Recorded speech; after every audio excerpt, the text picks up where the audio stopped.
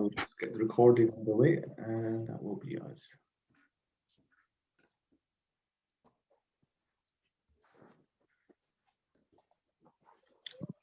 Fantastic. Okay, good morning, everyone, and welcome to your first strategic management lecture.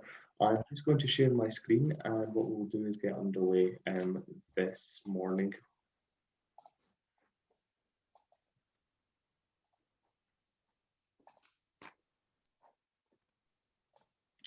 Right, hopefully everyone can now also see the screen in front of them. If you are having any issues, please do let me know, and I'll see if I can resolve them immediately. So I'll start off by introducing myself. My name is Dr. Akwal Sunner. I'm just finishing up my PhD at the University of Strathclyde in Glasgow, looking specifically at strategic management in the context of the fintech ecosystem.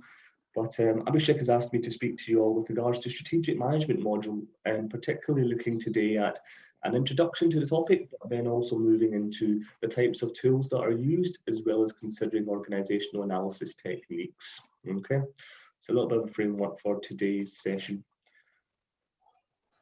Now, introduction-wise, the class itself is split over 3 lectures.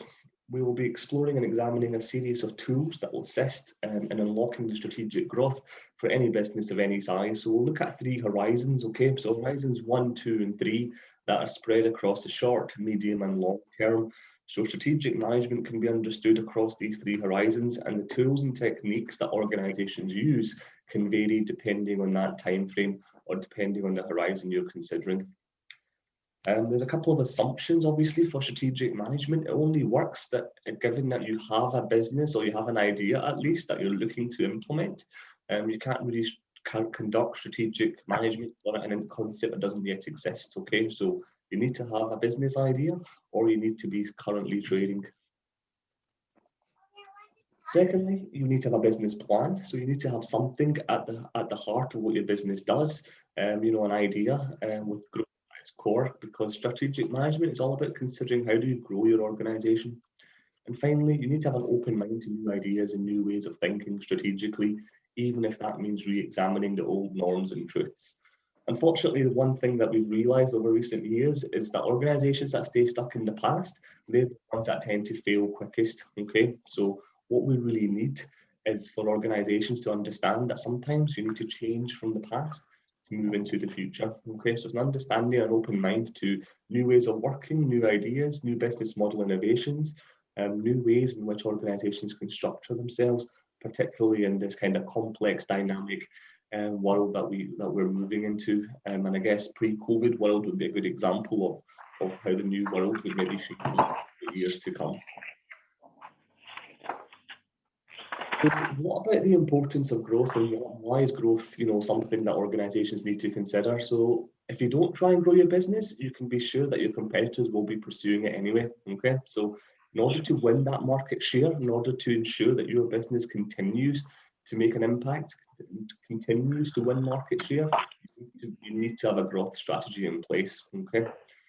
Otherwise, you could be squeezed within your own market space. If you think you've got 5% market share and you're happy with that, if you don't grow that, chances are your 5% will be squeezed down to 2, 1, and sometimes even 0%, and you'll be out of the market before you know it, okay? So growth strategies are extremely important, if nothing else, just to maintain your share, but at the very least, you would be expecting to grow your share as your business progresses. But if you can grow your business, then realistically, you'll be able to unlock new opportunities. It's about looking beyond the horizon of what you currently do and looking at what you'd like to be able to achieve. Bringing in more clients at the end of the day, as a business enterprise, your core fundamental purpose is to grow. It is to make your business more profitable. And the reason and the only way you can do that is if you bring in more clients, bring in more organizations, and bring in more money, okay? So these are some of the reasons why growth strategies are critical to the organization. So next up, let's look at the importance of strategy. So I've talked about strategic management more generally, but let's look specifically at, you know, why it's important. So strategic management involves a couple of different things. Firstly, making decisions about what actions your business intends to take to become more successful. The fundamental purpose of strategic management is to do just that, okay? So what must your business do to become better at doing already. You need to go through that strategic planning process at least once a year. So you'll find that organisations, they'll sometimes have interim reviews, or they'll even have quarterly or mid-year reviews. But at the very, very least, you should be reviewing your strategic plan once a year. A, to ensure it's still fit for purpose, but B, to ensure that you're sticking to that plan and that you are on the right trajectory. So if you think of what's happened over the last kind of 12, 16 months with COVID, I can almost guarantee you that every single business or entity out there 12 or 16 months ago didn't even consider COVID as a major threat, whereas today COVID is the biggest player in their market. So think about how their strategy will have changed, and think about why they would have had to meet up more regularly to try and ensure that their business is able to cope. But the process itself can be formalized, okay? So it's not just about saying strategic management and going and doing it. It's about understanding what are the different milestones, what are the different objectives that you should be looking to achieve. So number one, it's about analysing your business's current situation. It's about understanding what kind of market environment your business faces, what are the internal dynamics of your business, and where does your business stand in the current market space? It's about having an honest appraisal of your business's current situation. Then once you've done that, it's about setting priorities. It's about identifying what do you want to achieve across all three horizons, your short term, your medium term, and the longer term. And finally, it's all about focusing your resources to achieve your business's competitive advantage. So strategy can be traced back to competitive advantage, and I'll explain that a little bit better in the next couple of slides, but it's all about making sure that you have the edge over your competitors, and you're employing the best bundle of resources that you possibly can to achieve that competitive edge. Finally, many businesses simply do not understand the importance of strategic planning, particularly in the SME space. Those businesses that sometimes fail to make it beyond startup, they aren't able to scale up or grow. It tends to be because they've ignored the importance of strategic planning and understanding where the business should be going in the future. Now, there are 5 key reasons as to why we believe businesses should be strategic when pursuing growth strategies. I'll just cover them off next. So number one, your business will be proactive rather than reactive. The last thing you want to do is be stuck in a position where your business doesn't actually have the core skills, the core ability, or even the kind of future sights to be able to identify trends, to be able to recognize what is going on in the industry. There's a few messages coming through in the chat. If I could ask everyone to go into mute, that would be much appreciated. I think there's some static and feedback. So if you could, please, everybody into mute. Thank you. Sorry, coming back to the slide. So point number one, the business should be proactive rather than reactive. Okay, so it's about staying ahead of your competition, making sure that you're making the moves first and not reacting to what's going on outside. Right. When I say outside, I mean what your competitors are doing. You should be one of the first ones to make the move, not the last. Point number two, giving your business a sense of direction. Now, this is probably critical. The last thing we want to do is have a business that's stagnating, that doesn't really see what the future is, that doesn't recognize where their priorities lie. So it defines the direction of travel and it helps establish sensible goals. You're going to be setting goals and objectives. Sorry, I think somebody is still not on mute. I'm just going to mute everyone, okay?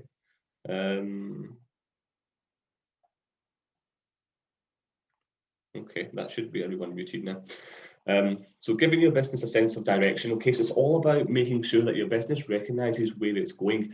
And that's useful because it allows you to set targets, it allows you to set KPIs, it allows you to be able to set goals and objectives for your employees to follow. Strategy itself, it gives you a foundation through which you can grow and evaluate your success. So it's not about saying, here's the strategy, now we just sit back. It's about saying, here's the strategy, now what do we do to realize that? Okay, so strategic management or strategic direction setting is only really the beginning. It actually gives you a base from which you can kickstart your ambitions. And finally, on this slide, we've got increasing efficiency. So strategic thinking allows you to kind of focus on your chosen functional activities that deliver the success, that deliver on your broader goals. It guides you in working out the resources, the budget requirements, and how to accomplish those objectives. So it's all about thinking about the efficiency with which your organization works, okay? So those are just 3 of the points. The last 2 points I wanted to talk on were the following, okay? So increasing your market share and profitability. We've spoken a little bit about this already, but being strategic gives you the ability to unlock those insights, to identify those market trends, those client segments, and those service offerings. It's an approach that, when targeted, can help translate your efforts into the best possible return on investment. Okay, if you're a shareholder in a business, that's very important to you. You need to be able to identify how you make your money back, and strategic direction being pursued by an organizational entity can give you that hindsight. Okay. Okay. Sorry, there's someone still not on mute. Can I ask everyone to go into mute, please?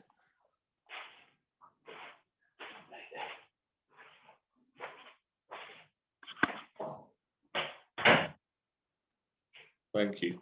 And point number 5 is looking at making your business more durable. Okay, so it's about how do you make your business entity last that while. So a business can flourish in 1 year and struggle the next. We've seen that already. Businesses that were doing extremely well just 2 years ago are now struggling to make ends meet. Now, you'd argue that COVID is an extreme externality. It is, but businesses have been able to adapt to it. Businesses have been able to cope with the presence of COVID. So those that aren't able to, it's because they're lacking strategic management.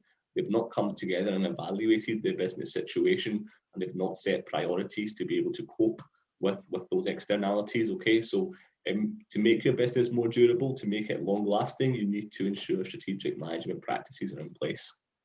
Businesses that lack a strong foundation tend to have trouble riding the waves. So again, if you don't have a strategic core, if you don't have a sense of purpose or direction in your business, you will struggle when times get tough, because your people don't know what direction your business is taking. There's nothing to keep them grounded. There's nothing that says to them, you know, regardless of what's happening, here is what we're going to be doing to be able to overcome that situation.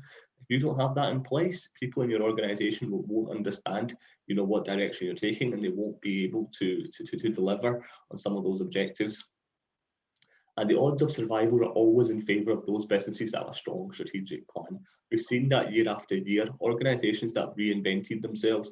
If we take the example of IBM, IBM were one of the biggest organisations in the world. They still are to an extent, but they've now focused their business towards software based. So they're more about software as opposed to hardware. They moved more into kind of cloud-based strategy. So it's all about thinking, where does the future lie and what does your organisation look like? If somebody had said to you 50 years ago that IBM wouldn't be the biggest player in the computer or PC market, then you would probably have laughed at them in their face. Whereas today, IBM, nobody really knows them in the hardware space. They're not recognised. And the biggest reason for that is that they've reevaluated their business model. They've thought about what direction they were taking, and they've changed their strategic outlook. Okay, so these are a couple of reasons as to why strategy is extremely important in an organisational setting. So we've been talking a little bit about why strategy is important, but we haven't really defined what strategy is. So if you look at on the class module, there's a couple of key readings. Now, I've taken this definition from a book by Johnson and Scholes. Okay, I'll put the full reference on the slide as well. So that's taken straight from your module description. Exploring Corporate Strategy by Johnson, Scholes, and Richard Whittington. Now, they define strategy as a direction and scope of an organisation over the longer term, which gives advantages for the organisation through its configuration of resources within a changing environment and to fulfil stakeholder expectation. So that's quite a loaded definition. There's a lot of different concepts or components to that definition. And I think if you look through it again, you'll see that we've talked about them all.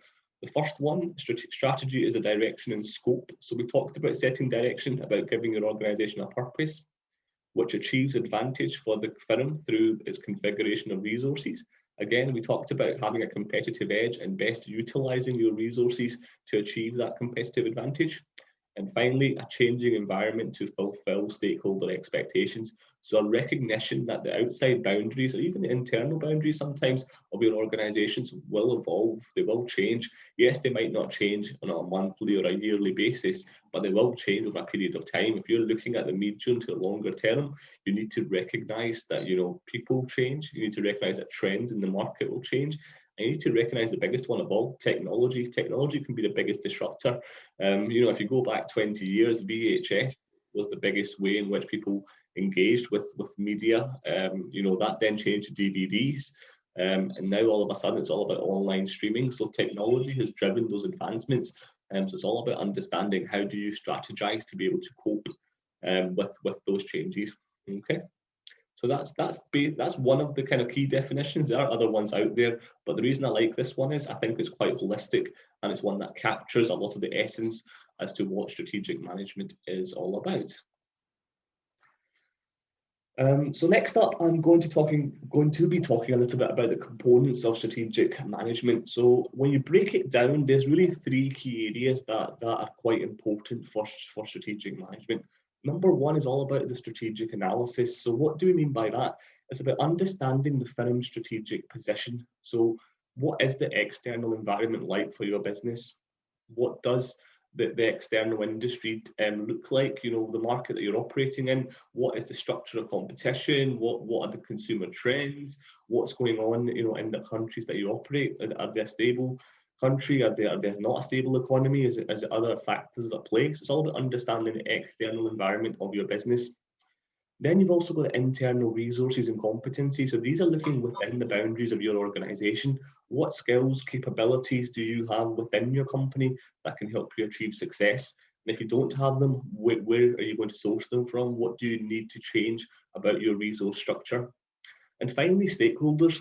Now, stakeholders are an interesting one because it covers a broad range, both internal and external. Your internal ones obviously being your management, your employees, maybe even your supply chain to an extent, depending on the nature of your organization.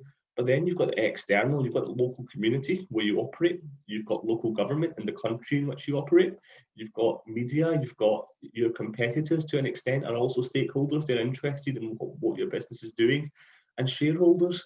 So shareholders can also be external, particularly if you're a listed company. If you think about some of the biggest companies in the world, those listed on NASDAQ, those listed on FTSE 100, for example, all of their shareholders, or the vast majority of shareholders, tend to be external. Yes, internal management can also hold shares, but you tend to find a large percentage is floating on the market. So they're also a big component part. So they sit under what we call the strategic analysis component, okay? So these are things that you need to analyze. You need to make sure you're aware of their needs. You need to make sure you're aware of what's going on with those base components. You've then got to an idea of strategic choice. Okay, so this is about identifying, you know, what it is and understanding what the underlying bases are that guide your future strategy. So it's about generating strategic options for evaluation and selection. So it's about coming together as a management group. Increasingly, organizations are looking beyond just the C-suite. It's not just about the executive managers coming together and saying, this is where we see the company going. It's about recognizing that people outside of C-suite can also make a big difference to your organizational strategic decision making. Yes, they might not be responsible for pulling the final shots. That still rests with the senior directors, but certainly their input into the strategic option generation is quite important. So there's recent trends emerging in strategy, open strategy or democratizing strategy. These are kind of key components that are starting to come to the fore.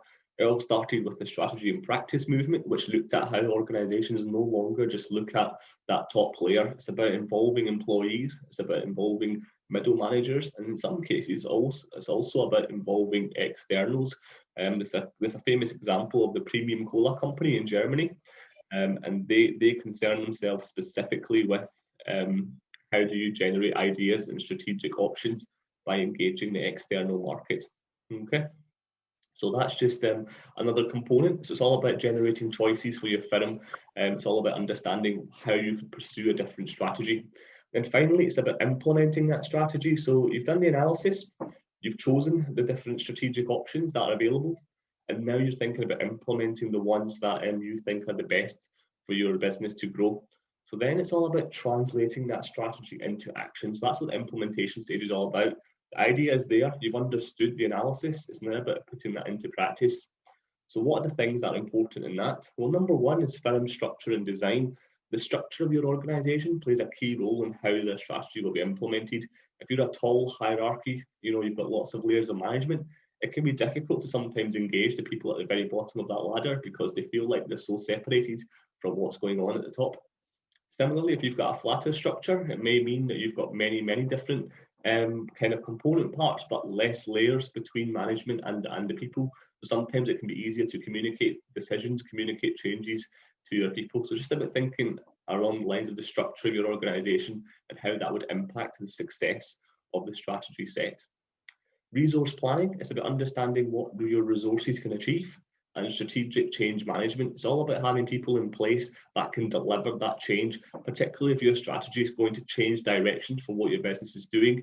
You're going to need people, you're going to need project managers, you're going to need management that have got a strong will and an ability to be able to influence the people that work for you to understand the purpose of the change. Okay. Now, those topics themselves are quite large as well, so I'm not going to spend too much time talking about them, but all of those coming together deliver on what we call the three components of strategic management. Okay, so strategic analysis, strategic choices, and strategic implementation.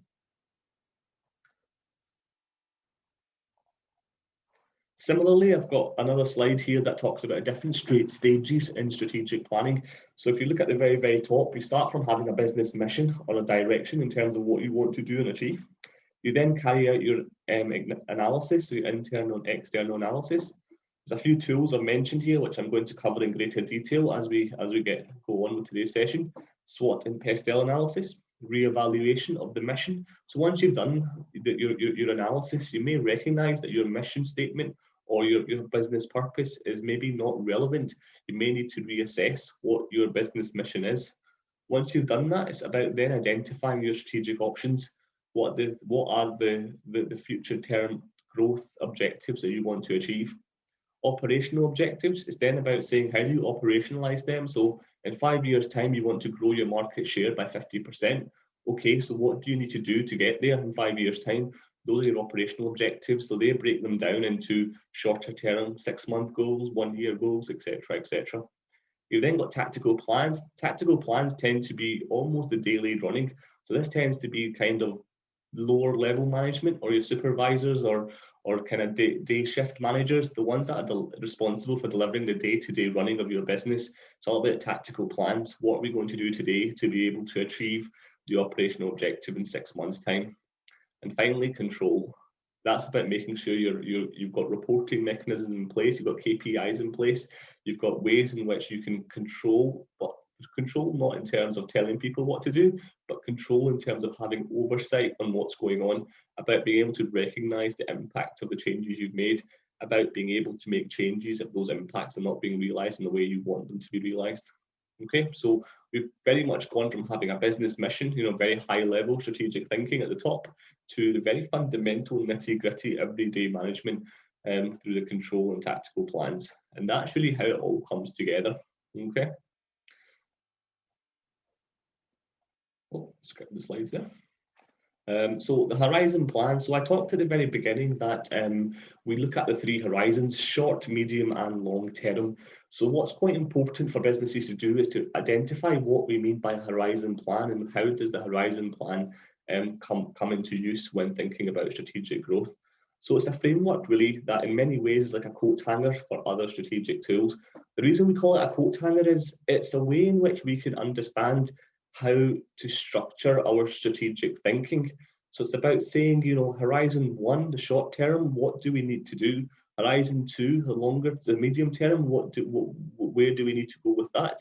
And finally, horizon 3, the longer term, how do we identify, how we're going to get there? So it's about providing like a skeleton almost, or a coat hanger, as I've called it here, for the strategic tools that may be used to get you there.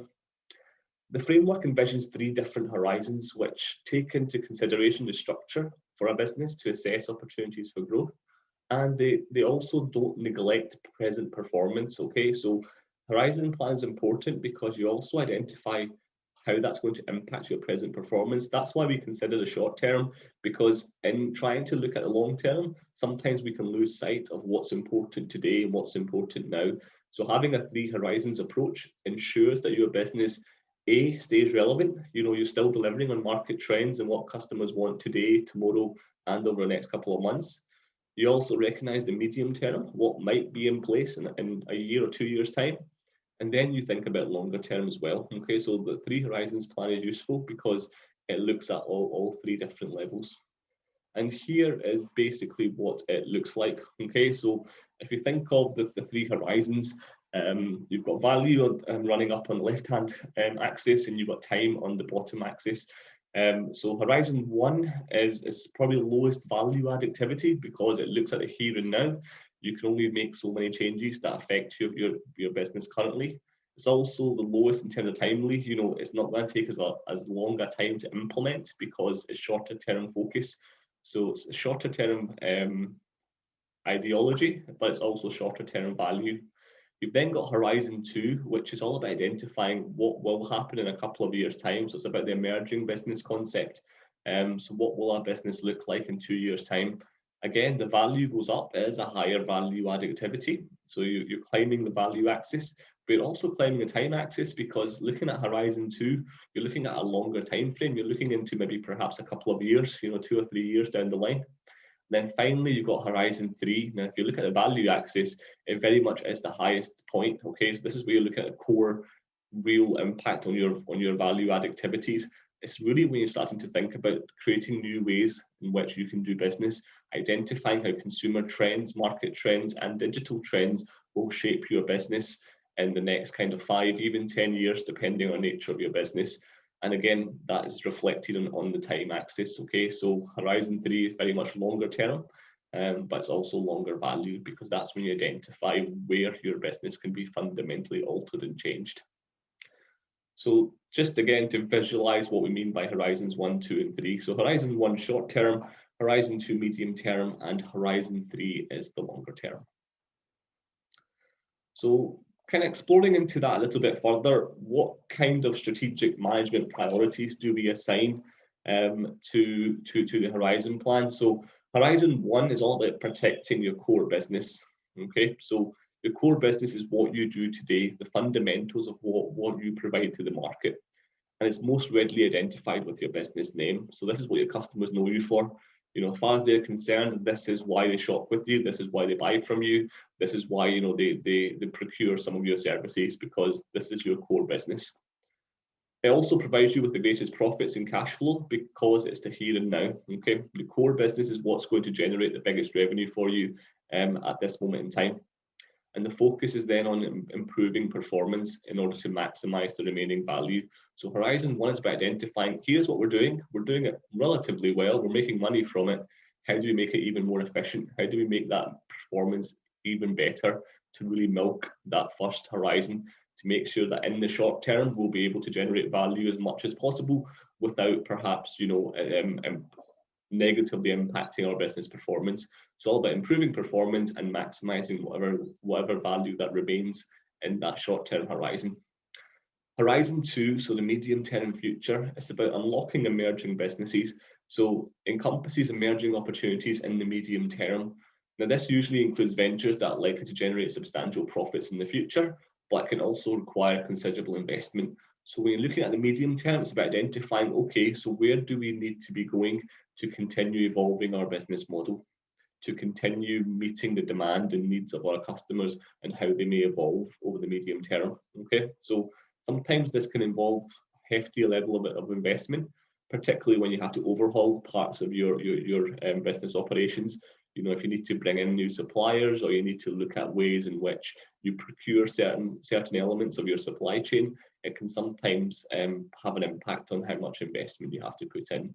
So that's looking at the medium term. And finally, Horizon 3, now this is very much longer term, okay? You're talking 5 years plus, sometimes even 10 years for some organizations.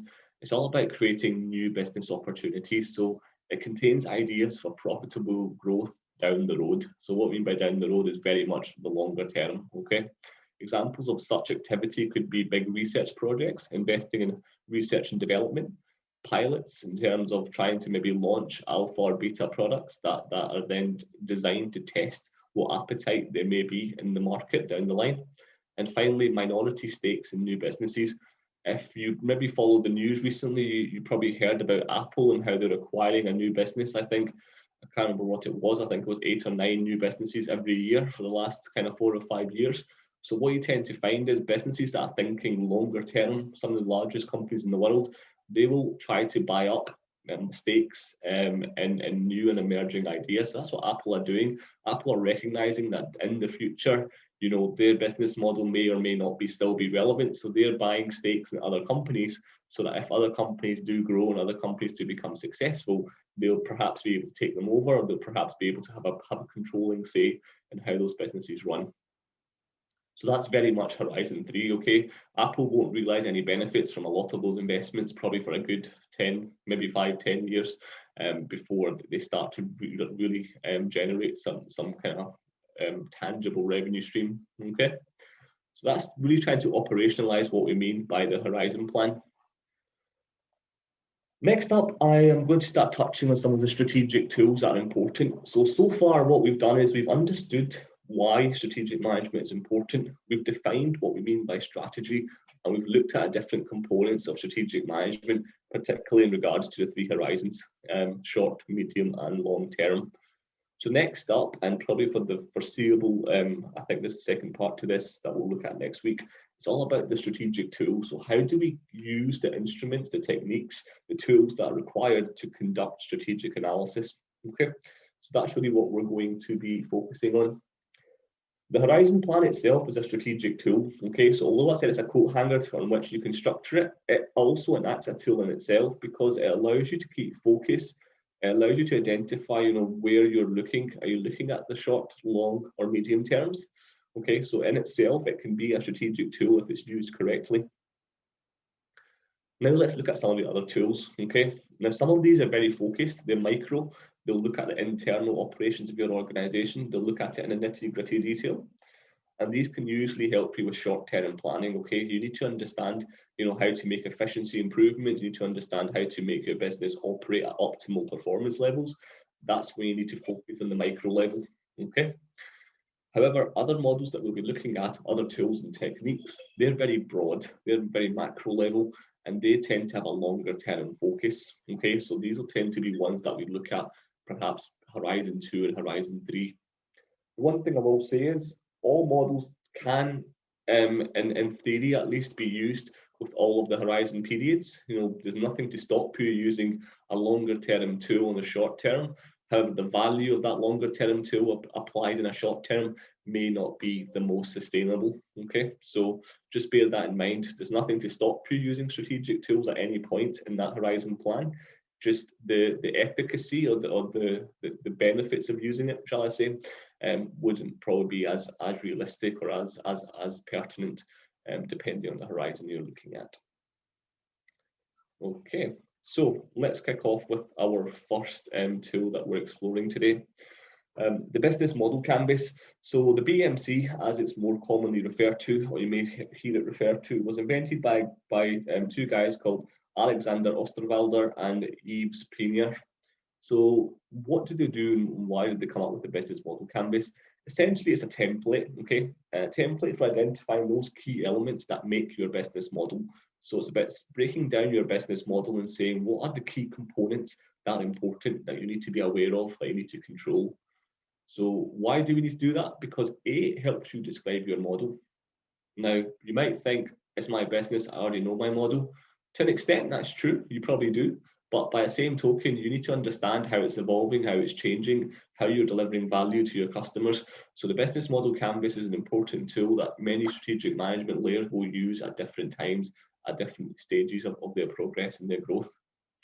In turn, it allows you to adjust your model to one better suited to achieving your horizon aspirations. Now this bit's key, okay? Your business model canvas allows you to identify and pick up what parts need to be changed, what parts need to be altered, and what parts are important for you to continue delivering growth and continue achieving success for your business.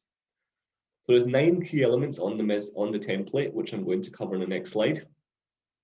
You need to be able to discuss each element, okay? So really, in order to understand the BMC, if anyone's looking to apply it to any of their assignments, you need to be able to demonstrate that you can discuss each element. You need to be able to decide how important each element is to your business. And when I say draw the BMC, it's okay, I'll give you a template, I'll show you how to use a template.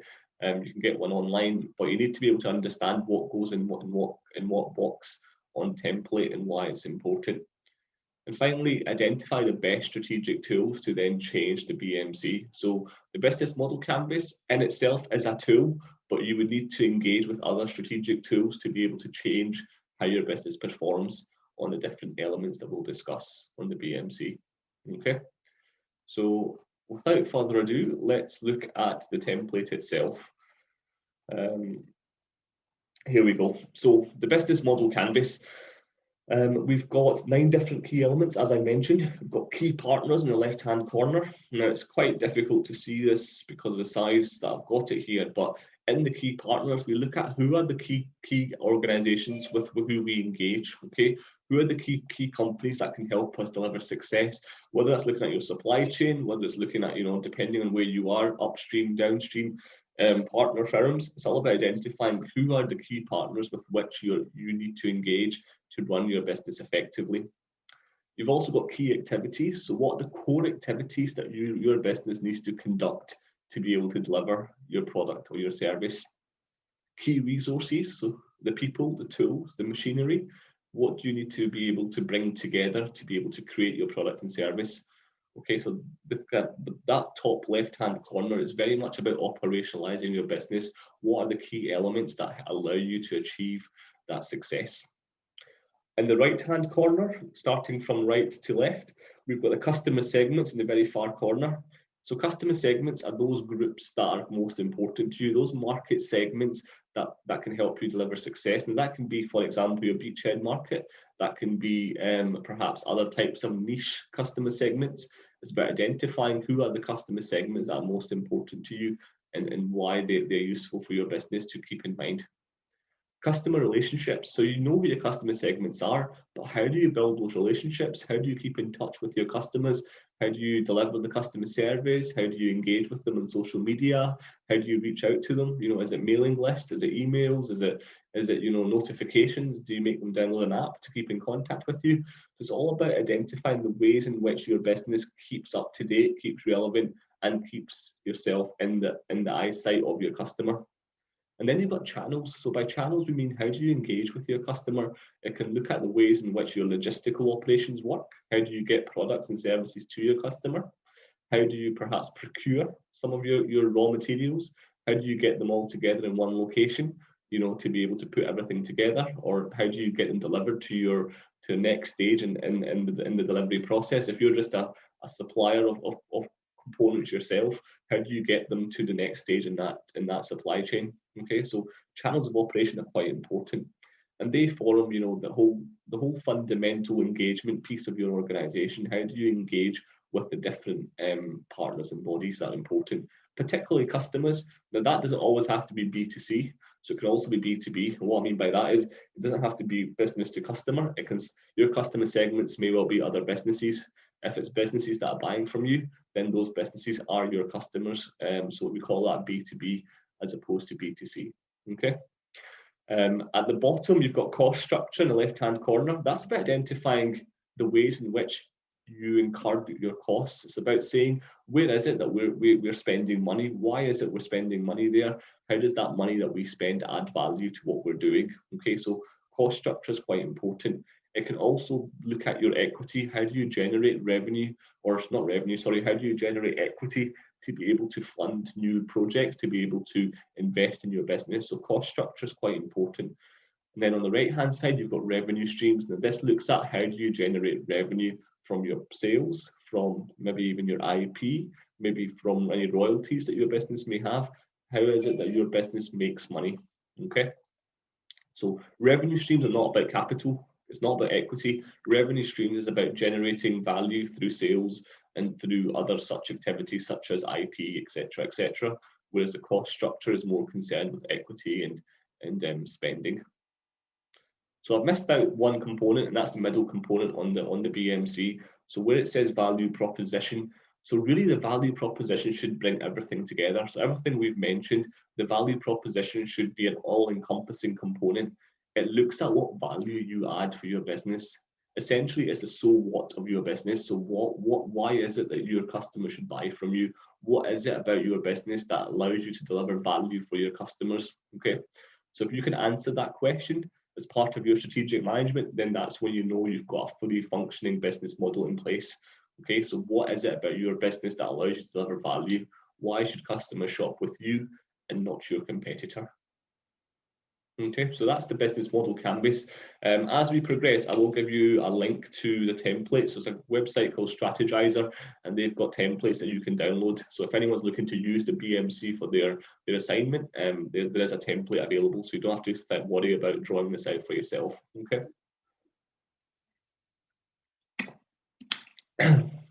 Right, so let's break this down a little bit further and look at the different components of the business model.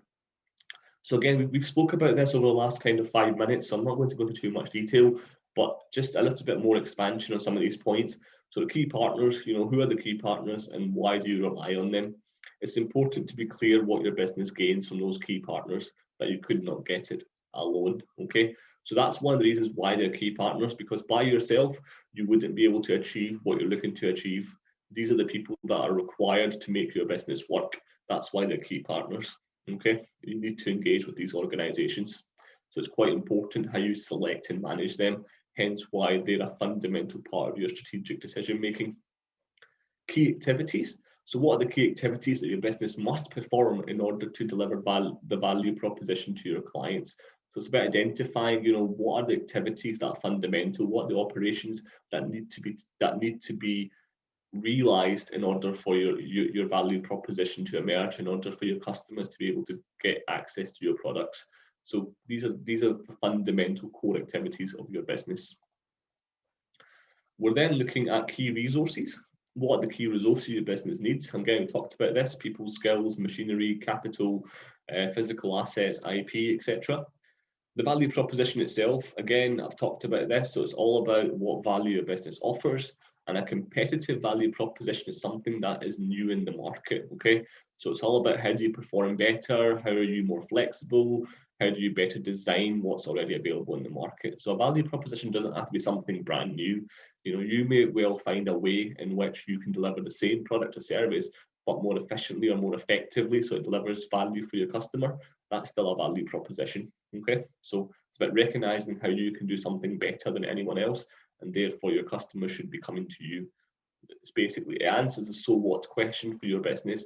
Why is it that your business is successful or could be successful? Okay.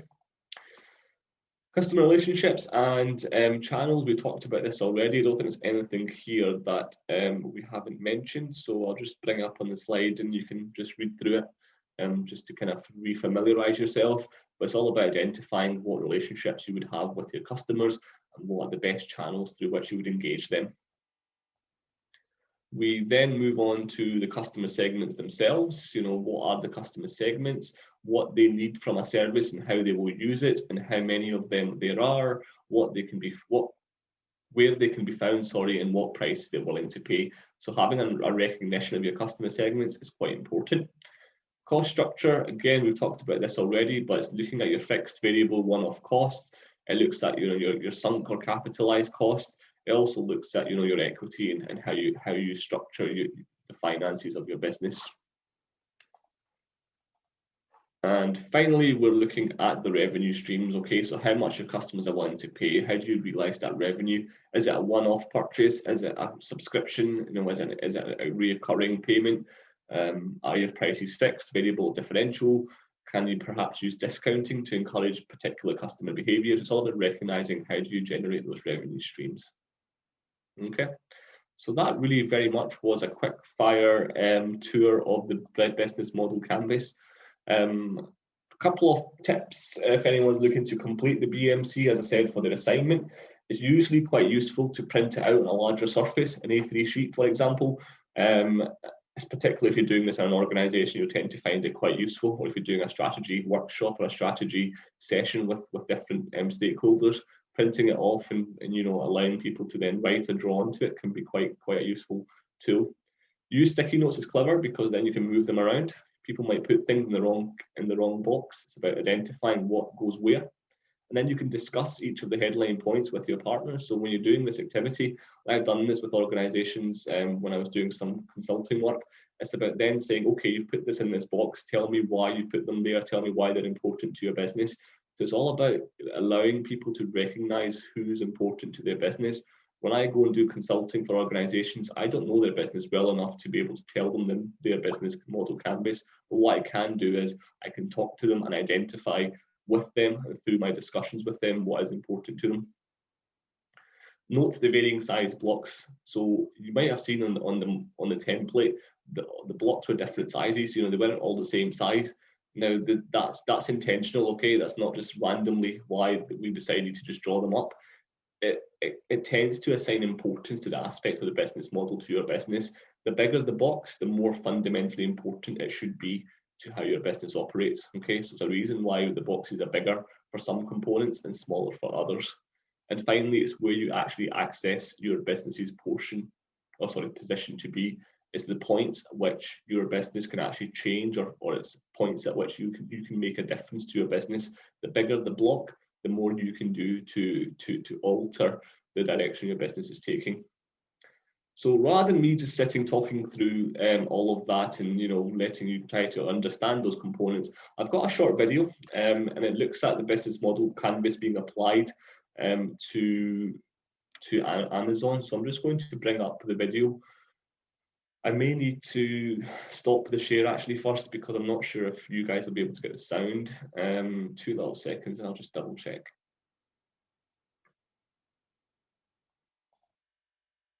Okay, let's have a look. Stop share. Share screen again. And this time I'll include sound. Okay, hopefully this time you'll be able to hear the video as well. If anyone can't hear the video still, let me know, okay? Hello and welcome to Amazon. Today we're going to analyze patterns and the Canvas business model.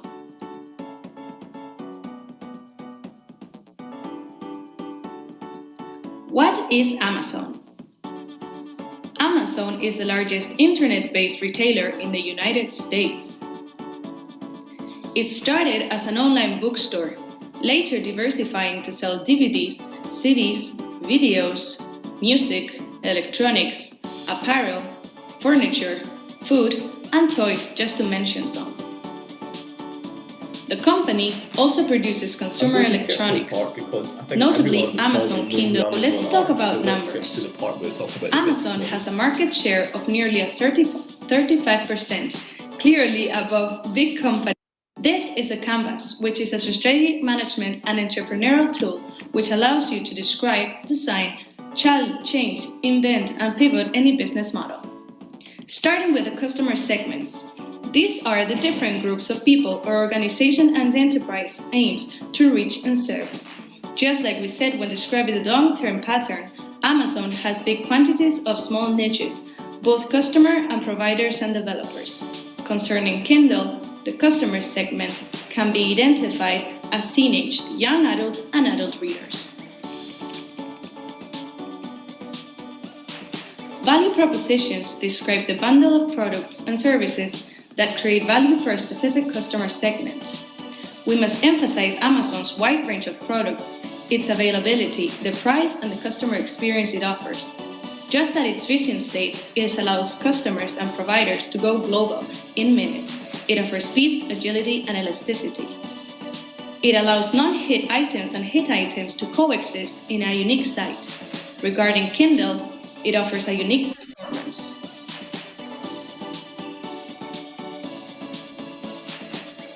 Channels. Channels are the way in which a company communicates with and reaches its customer segments to deliver a value proposition. Obviously, Amazon reaches its many small niches through the internet using both the Amazon.com site and mobile apps available. Distributors are also the effective way to get to its million customers all around the globe. Customer relationships are the types of relationships a company establishes with the specific customer segments. Amazon is defined as an automat services. This type of relationship mixes a more sophisticated form of customer self-service with an automat process, as the customer is the one to make his or her own purchase, but the site suggests new possible purchases depending on the first. It also has an easy return policy if the product does not satisfy customer needs, and it promotes trustful, clear, and transparent trade. Revenue streams. They represent the cash a company generates from its customer segment. We detect clear asset sales. It is the most widely understood revenue stream and derives from selling ownership rights to a physical product. Amazon obtains its incomes from retail sales, the commission on reseller sales, and Prime monthly subscriptions. On the Kindle side, we must underline the ebooks and obviously the content.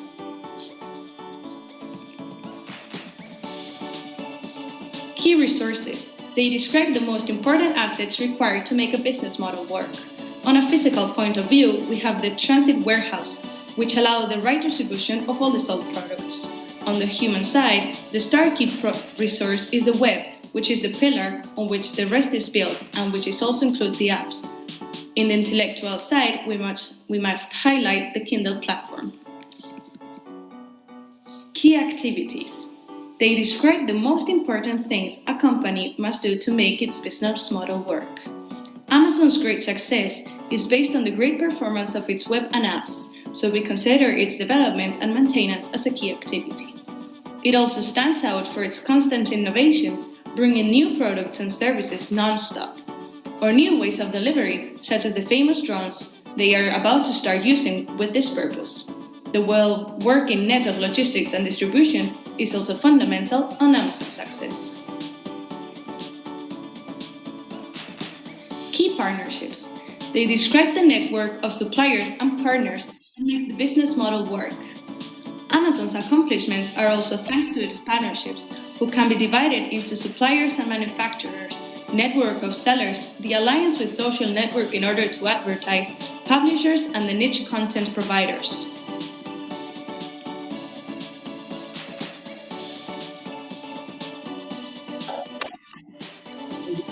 To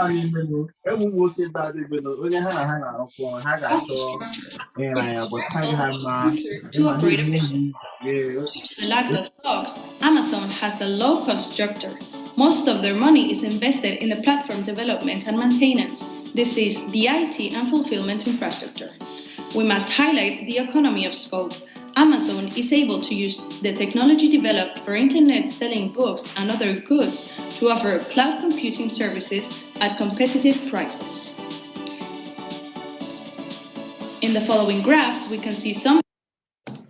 Right, ladies and gentlemen, that basically was the business model canvas analysis for Amazon. Okay, so basically when you're conducting this, is by identifying what is it that makes the business model tick, what makes the business model work. So hopefully it's a useful exercise to show you what goes where and bring that to life with an example that everybody knows. Everybody knows who Amazon are. I'm sure everyone's shopped with Amazon at some point in the past. So it's about understanding how they bring their business to life. And again, if you're looking to use the business model canvas as part of your assignment, this is some of the ways in which you can hopefully perhaps start to flesh out your idea on the canvas. Okay. Right, let's move on to the next tool we're going to be looking at. So SWOT analysis. Now, again, I'm hopeful that most of you will be familiar with what was a SWOT analysis. So basically, it is the strengths, weaknesses, opportunities, and threat analysis. That's what SWOT stands for. I've got a quote here from The Art of War from Sun Tzu. So this comes from, I think, now don't quote me on this, but I believe it was the 14 or 1500s. So that's how long back we can trace the origins of strategy. So this quote comes from Sun Tzu's publication, The Art of War.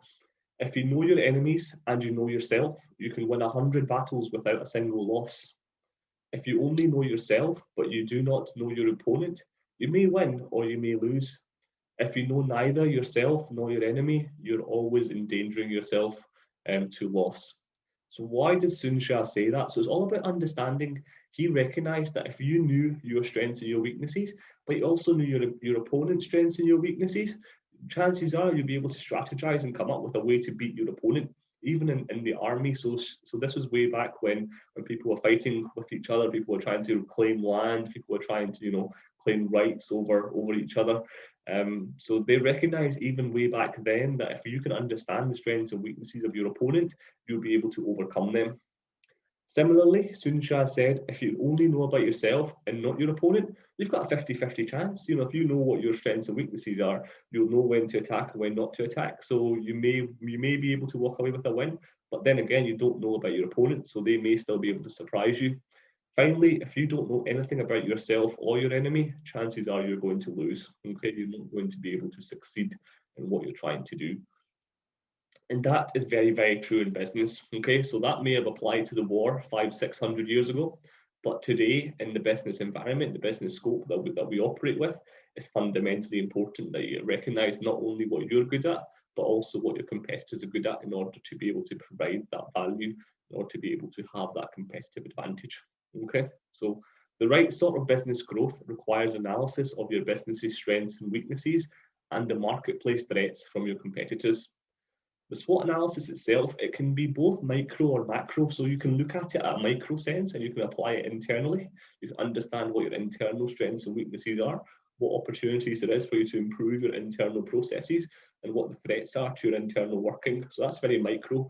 But similarly, you can do that on a macro level. You can look at that across the industry. You can look at it across your organization, wider scope. So SWOT analysis is quite an adaptable tool, but you need to be clear what your unit of analysis is. Are you going to be looking internally or are you looking at the market? Okay, so as long as you draw that distinction, what I've seen sometimes students do is they don't recognize that they're mixing the unit of analysis. So either is micro and you're focusing on the internal, so you're doing strengths, weaknesses, opportunities, and threats for the internal, or you're focusing on the macro, which is the wider industry, and you're doing strengths, weaknesses, opportunities, and threats for the industry. Don't mix them both up, okay? Because that's when you start to get confused, and that's when you start to do the wrong thing with your analysis. So again, if you're looking at micro, it's always horizon 1. You're looking at internal operations, it's going to be horizon 1 short term. However, if you're doing it at macro level, it can be any of the 3 horizons. You could do horizons 1 short term, horizon 2 medium term, or horizon 3 longer term. Okay, so at macro level, industry level, you can look at across any of the 3 horizons. Cool. So what do we mean by SWOT and how do we really kind of apply that? So there's 4 key elements: the strengths, which basically looks at the aspects of a business that give it an advantage. The weaknesses, it looks at the aspects that disadvantageous. The opportunities, which are all about things that the business can use to its advantage, and the threats, which are all about the elements that could cause a problem. Okay, so how do they all come together, and how do we realize the benefits of doing a SWOT analysis? So here is how we structure basically a SWOT. It's a 2x2 matrix. You have your strengths in one corner, weaknesses in another corner, opportunities in another, and threats in another. And what you'll do is you'll populate that matrix with detail. So what detail you include depends on some of the following things that you need to consider. Firstly, you need to be clear on the objective that you want to achieve. And what I mean by that is the context. Are you looking at horizons 1, 2, or 3? Okay, so you need to make that clear. As I said, if you're looking at macro, it can be any 3 horizons. If you're looking at micro and the internals, it should always be horizon 1 because you're looking at it at a specific point in time. You don't know what the internal operations of your business are going to look like in 5 years' time or in 3 years' time. You can only provide an honest critique and analysis of what they look like today. So you need to ask meaningful questions that generate information. So what we mean by that is you need to ask questions that really start to answer. You really got to test your own understanding sometimes of your business to be able to answer the SWOT question. So what are some of those questions and how should you be thinking about them? So when you've got that, how do you use the results? You don't just make lists. It's not just about putting a list together of different strengths and different weaknesses. It's about ordering them sensibly so that a weak strength is not misinterpreted as something that can count as a strong threat or vice versa, okay? It's about having a chronological order to your listing. It's about engaging in a process called matching and converting. So what do you mean by matching and converting? So matching is when you match your strength to the identified opportunity. So if you've talked about your business having strengths X and Y, how can those strengths X and Y allow you to achieve the opportunities that are available to your market or available to your organization? So it's not just about listing them and moving on. It's about saying, okay, we have strengths in this area. We've identified there may be opportunities in the market to do something. How can we utilize our strengths to take advantage? And that's when you start really generating value from your SWOT analysis. Otherwise, it's just a list and it doesn't add any value to what you're doing. Converting. So SWOT analysis can also help you convert your into developing conversion strategies. And what we mean by conversion strategies is strategies in which you can actually make changes to your business. So as we've said already, once you've identified your strengths and you've thought about some of the opportunities, you can then start thinking of strategic options, the ways in which you can use those strengths to realize some of those opportunities.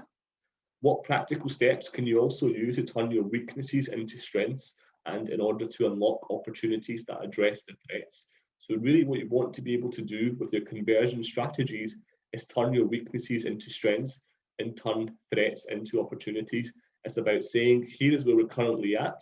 What do we need to do to be able to take advantage or to be able to mitigate some of the risks to our business model?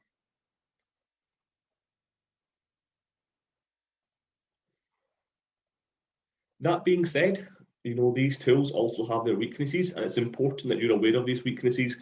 I would be a liar if I sat here and said, do this tool and that's it, you're sorted, your strategy is complete. It's not quite as clear cut as that, okay? So some of the weaknesses, users can focus on compiling lists, as I mentioned already. If you just list down the strengths, list down the weaknesses, it's not going to be of any value to you. What you need to be able to do is understand the relationship between those strengths, weaknesses, opportunities, and threats. That's where you start adding value to your strategy. There's no clear prioritization. So if you don't have any kind of chronological order, really you should be looking at listing the most fundamental important strengths and the most fundamental weaknesses first, because these are the ones that are quite important to your business. And finally, the importance of SWOT comes down to the value of the strategies they generate. So anyone can complete a SWOT. The value that a SWOT analysis adds comes down to what strategies you generate, and that's why the relationships between them is important, okay? It's about understanding how do you realize opportunities from your strengths, it's about understanding how do you overcome your weaknesses, about understanding how you can mitigate the threats. So it's all about the relationships between the different component boxes, okay? Now, I was going to give you a short exercise here, but I'm wary of time, and I'm pretty certain a lot of you probably have done a SWOT analysis at some point as well in your past. So rather than doing an exercise, I'm going to ask you to take a 2-minute break. Appreciate we've been talking for an hour and people may need a comfort break. So let's come back at 10:06. I'll make it 10:04 on my watch. So 10:06, we'll take a 2-minute break. Okay, thank you, everyone.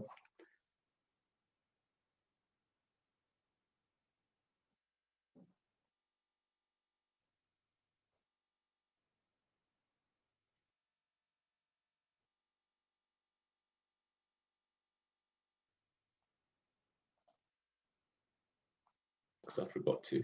Right, back to recording. Okay, everyone, let's get back underway. Let me just share my screen and we can start again. So, as I said, short exercise which you may wish to do in your own time. Okay, take 5 minutes and understand how you can apply SWOT to an organization of your choice. There is something else you can do with a SWOT analysis, and that's a bit more complex. So we call this a SWOT TOWS matrix. Okay, so this is what we talk about in strategy. So a normal SWOT might not give you too much value, but a SWOT TOWS matrix, this is where you start to actually realize the ways in which you can generate strategies. So again, if you ignore what's in the middle and just look on the outsides, you've got weaknesses, you've got strengths, you've got opportunities and threats. So very much a traditional SWOT type structure, nothing too different to what you're used to. But in the middle, what we do then is we combine them. So if we combine the weaknesses and threats, we can realize what we call many strategies. Okay, so these are the kind of micro strategies that might be important.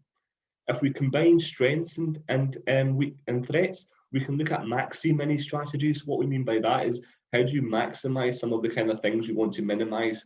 So it's about trying to realize what the strengths that you can use to overcome your threats. Your weaknesses and opportunities box in the bottom left-hand corner. It's about recognizing how your opportunities in the market can be used to identify what weaknesses you can overcome. So what are the opportunities that are out there available to your business that may allow you to mitigate the risks of the weaknesses that exist in your business model? And finally, strengths and opportunities. These are the ones that really add value. Okay, so this is when you recognize what strengths you have in your business and how you can use them to realize some of the opportunities. So what are you good at? How can you use what you're good at to take advantage of opportunities that exist out in the market space? This is really kind of looking at a higher level of analysis, but fundamentally, this is what strategic managers will do. Once they've completed their SWOT analysis, they will then look at combining the components. So as I was saying, in order to get value from your SWOT, you need to combine. So this is one of the ways in which it's combined. Okay, so that might be useful to anyone looking to do a SWOT analysis for their assignment. Next up, we are going to be looking at PESTEL. So now we're looking at the external environment. Okay, so SWOT can be both internal and external, but PESTEL is specifically the external environment. So it's looking at the big picture, and it's about understanding the environment that your business can maximize the opportunities and reduce its threats in. Okay.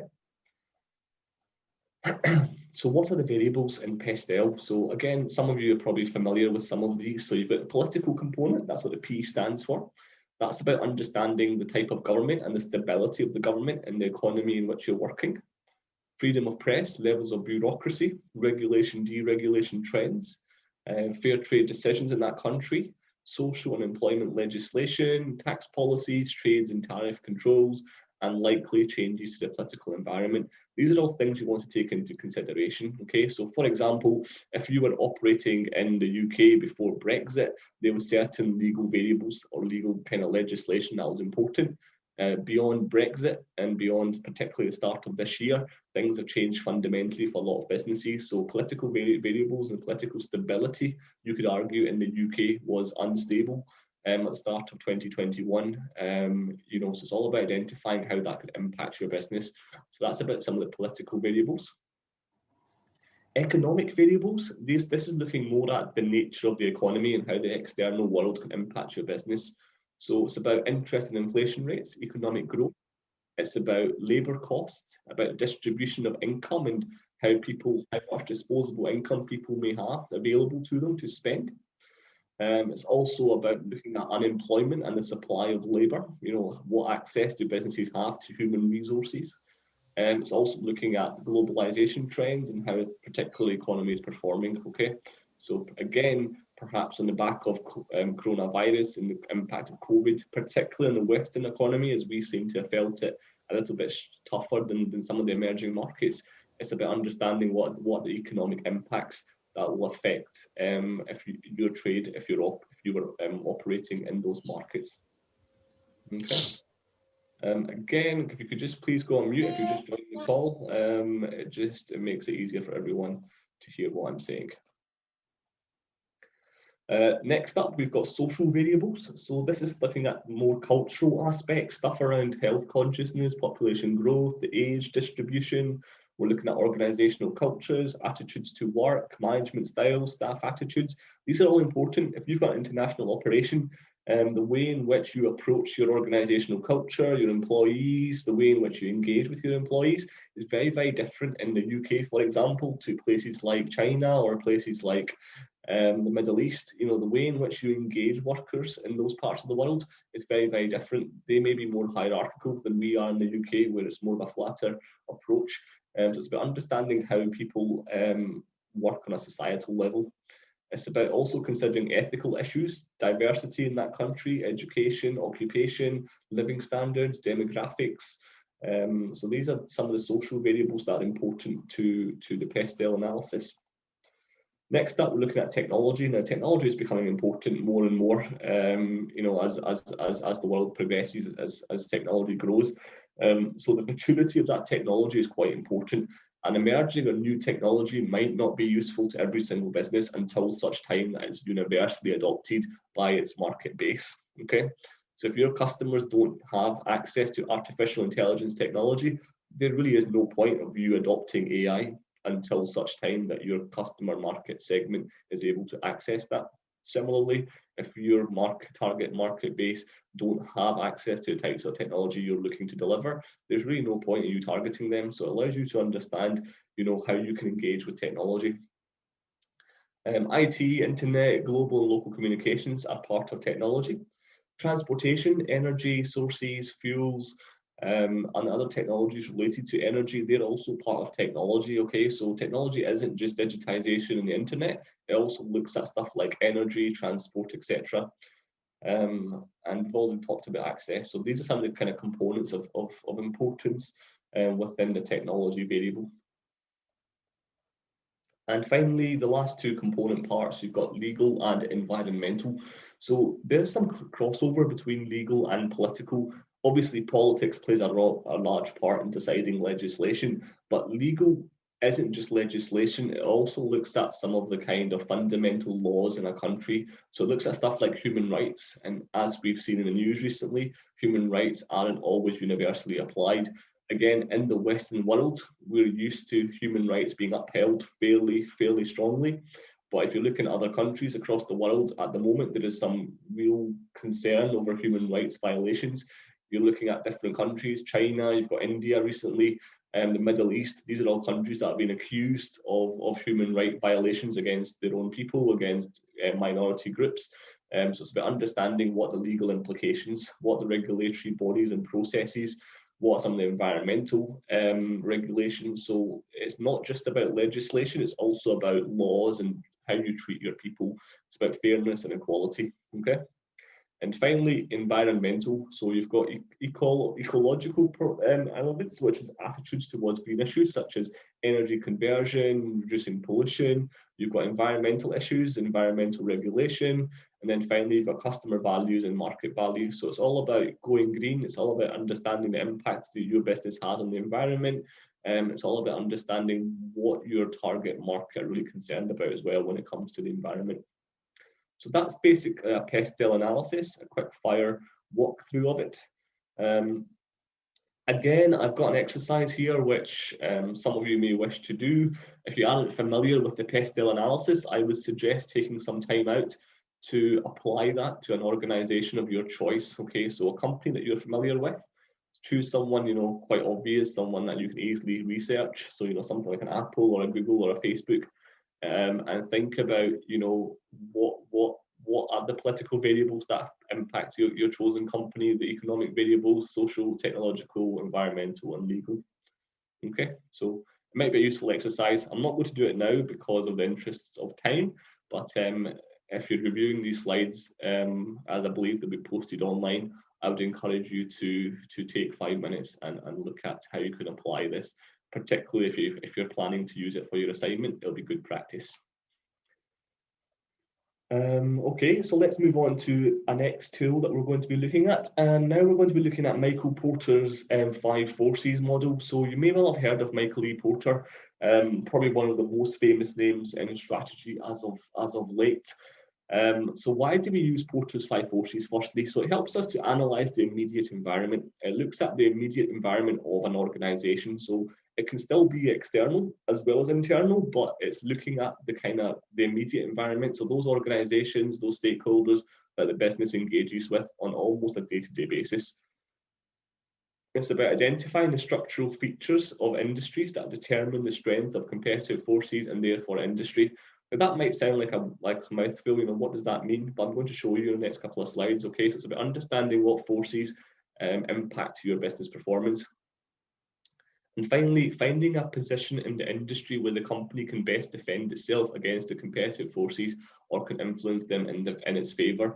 And that's how we use Porter's 5 forces. Okay, it's about understanding how we can defend ourselves against some of these competitive forces that are discussed in the model. That's how it relates to strategic management. Okay, so first and foremost, let's look at who Michael E. Porter is. So again, some of you may well be familiar with Michael Porter and his work, but Michael Porter, born in 1947, he holds the position of professor at Harvard Business School. He's a very accomplished individual, and actually his 5 forces model came out of his doctoral thesis, so it's something he's been developing for a very long time, ever since he himself was a doctoral candidate trying to get his PhD. So as I said, Porter's 5 forces is what he's probably most famous for, but he's got other publications and other things that are important too. And over his career, he's written 18 academic textbooks and 125 practitioner and academic articles. Okay, so he's a very accomplished scholar, someone that very much is the leading forefront of his field, particularly when it comes to strategy. So his model and why it's important. So this is Porter's 5 forces chart, okay? We use it for a couple of different reasons. Number one is to understand the key forces that are at play when it comes to the competitive environment of your organization. So what are those key forces that we're talking about? If we look at the top, we've got the threat of new entrants. If we look at the right-hand side, you've got bargaining power of your customers. At the bottom, you've got threat of substitution. And on the left-hand side, you have bargaining power of suppliers. And all of those combined, coming together, so those 4 forces come together, have an impact on the competitive rivalry within your industry. Okay, so that's how the relationship between them is. You also need to think about the underlying forces that drive each competitive force. So once you've said, okay, these are the bargaining power of customers, that's not enough. You need to be able to say, what is it that makes that the bargaining power of customers? What is it that makes something the threat of new entrants? So it's not just the high level, it's also kind of the nitty gritty. It's about digging deep beneath the surface of what you're seeing. Will competitive forces change is a good question. And again, the idea is by applying the model, you can start understanding whether or not some forces may become more or less important. What are the strengths and weaknesses of competition in relation to competitive forces? So again, you can look at your business model, but you can also try to apply this to your competitors and see how well they perform in relation to their Porter's 5 forces chart. And finally, can competitive strategy influence competitive forces? So what do we mean by that? Is basically identifying how we can develop competitive strategies that allow us to overcome, for example, the threat of substitutes, something that allows us to overcome the threat of new entrants, something that allows us to reduce the bargaining power of customers, something that allows us to reduce the bargaining power of suppliers so that we maintain a competitive position, okay? So again, it's about identifying what strategies we can come up with to overcome some of these issue areas potentially for our business. So let's look at them in more detail. So the threat of new entrants, what are they and why are they important? So it's easier for new companies to, for new companies to enter the new industry. So what we mean by that is the more cutthroat the competition is, the more difficult it can be for a company to enter. So it's barriers to entry, basically. How easy is it for new companies to enter the market? So some of the questions you need to be asking to be able to understand that is, does it require large-scale, low-cost production to enter this industry? You know, if it does, then how easy is it for people to gain access? If you're a brand new business looking to join a marketplace, you know, how easy is it for you to get into that market and compete? How loyal are the end users in this industry? So if you're looking to join, for example, say the mobile phone market, realistically, Apple and Samsung are ahead of the market. You know, realistically, you're probably never going to be able to convince the die-hard Apple and Samsung fans to move away from their choice of mobile phone. You maybe compete with the smaller players, but you're never going to compete against those big firm customer base because they're loyal. You look at Apple, every time they release a new iPhone, people are queuing outside the stores, sometimes for miles, to get access to a new phone. They're very, very loyal to the brand. They're very, very loyal to Apple. If you're a new producer trying to enter that market, you just have to recognize that, you know, there's too much loyalty in those customer bases. You realistically wouldn't be able to attract very many of them. How troublesome or hard is it for the end user to switch and use another product? Now, that's quite interesting because it also kind of ties together with another force, because we also look at that in terms of threat of substitution. But really, it's how easy is it for you to take market share from someone else that's already in the market? Are entries to this industry regulated by government? So again, some of the kind of PESTEL factors coming through here, you know, looking at the role of government, looking at the role of politics. How easy is it for you to enter this market? Will government support you? You know, is there perhaps benefits to you in terms of maybe tax relief from the government or subsidies from the government to encourage you to enter the market? How hard is it to gain access to distribution channels? So looking at some of the logistical level concerns. So again, going back to your business model canvas and looking at the channels of distribution, how hard or easy is it for you to gain access to those distribution channels? And finally, how long does it take for new staff to acquire the necessary skills to do the work? How quickly can you train your people to be able to compete in that market space? These are all things that are important for threat of new entrants. So if you're already in the marketplace, you want to make it as difficult as possible for other people to enter, because you don't want them to come in and steal your share of the market. Whereas if you're on the outside trying to get into a market, you're going to try and make it as easy and accessible as possible. Okay, so threat of new entrants is quite important for you to consider. And these are some of the questions that you should be looking to answer. I've got an example of this. Again, me talking about it isn't always useful, so sometimes bringing an example in can be quite good. So if you look at threat of new entrants, especially with regards to McDonald's, the threat of new entrants within the fast food industry is very, very high because there's no legal barriers. Okay, there's nothing that prevents the big companies from exploiting, the smaller ones. There's nothing that stops the big companies from gaining additional market share. No one's saying to McDonald's, you can't open any more businesses in this country because you're already too big. So the threat of new entrants is very high because there's no legal barriers preventing the big firms from continuing to grow. Number two, the economies of scale and the access to the distribution are the major barriers that firms face in the industry.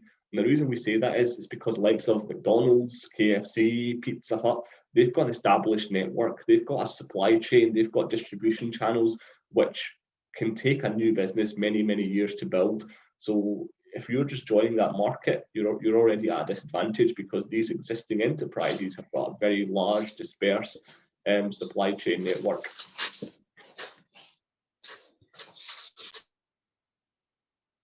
Okay, part three, firms must spend a large amount of capital on advertising and marketing in order to enjoy success.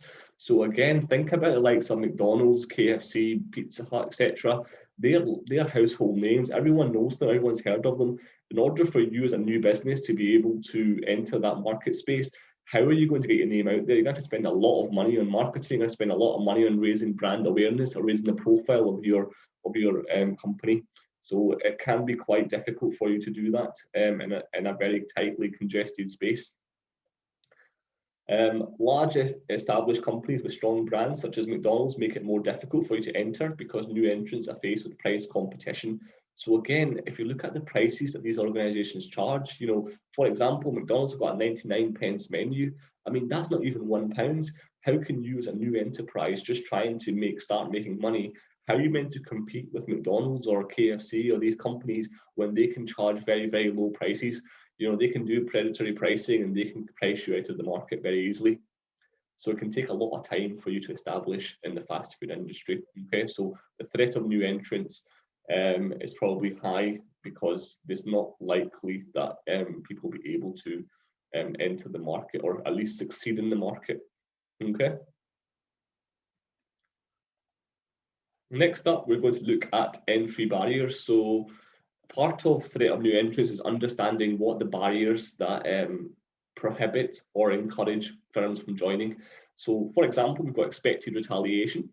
So history of vigorous retaliation, resources to fight back, commitment to the industry, slow industry growth. So, if you're trying to enter a market, how likely is it that you're going to face retaliation from existing firms? How likely are they to, try to discourage you from entering or try and stop you from entering? The entry deterring price. So what we basically say is the cost of joining a market can sometimes outweigh the benefit.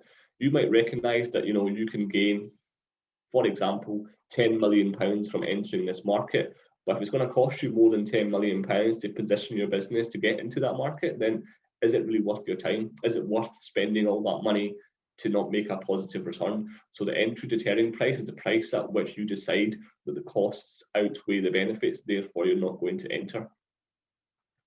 Properties of entry barriers can be things like changing, e.g., expiring patents, industry strategy changes. So for example, the wine industry, that's changed a lot over recent years in terms of where we source them from, the way in which the wine is fermented and then turned into what we consume. So these are kind of areas of things that can change the way in which entry barriers can evolve over time. So new technologies are one of the best examples of entry barriers changing.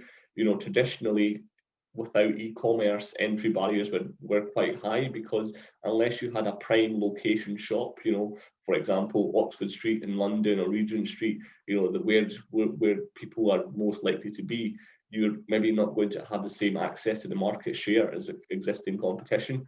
But now with e-commerce and online, everyone's got a fair market. Everyone can access the same market space. So it's all about understanding some of the ways in which that evolves over time.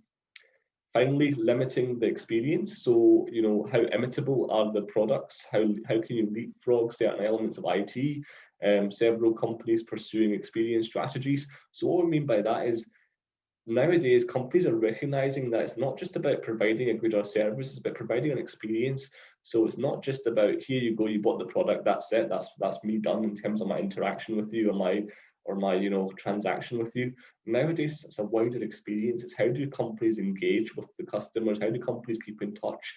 How do companies provide the customer service?